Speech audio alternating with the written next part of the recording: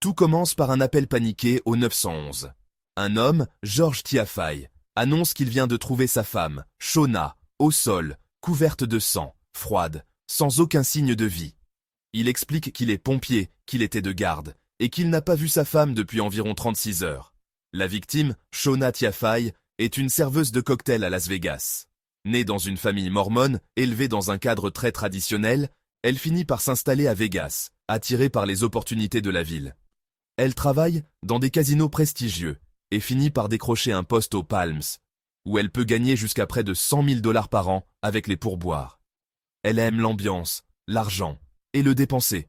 C'est aux Palms qu'elle rencontre George, plus jeune qu'elle, ancien militaire, pompier, beau, charismatique, présenté comme un bon gars qui envoie de l'argent à sa mère et s'occupe de sa sœur handicapée.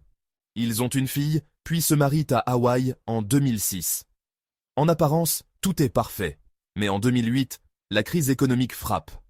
Le marché immobilier s'effondre, Las Vegas est touché de plein fouet, et le couple commence à avoir des difficultés financières. George perd de l'argent, la tension monte à la maison. Il devient jaloux, contrôlant, critique la façon dont Shona s'habille pour aller travailler, l'accuse de trop dépenser. Shona, de son côté, supporte de moins en moins son attitude. Elle se méfie aussi d'un homme que George a commencé à faire travailler chez eux, un sans-abri qu'elle trouve inquiétant.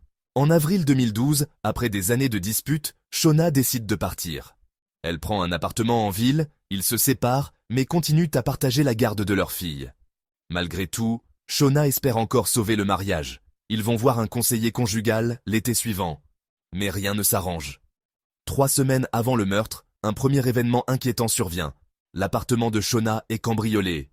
On vole sa bague de mariage et un bas de maillot de bain, le cambrioleur prend une douche sur place et laisse derrière lui un boxeur taille S. Shona est choquée, mais ne renforce pas sa sécurité. Elle pense que ça n'arrivera pas 2 fois.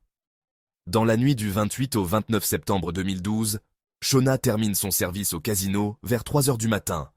Elle rentre chez elle, entre par le garage, ne rallume pas les lumières, épuisée après une nuit de travail. Dans le couloir, quelqu'un l'attend dans l'ombre, armé d'un marteau.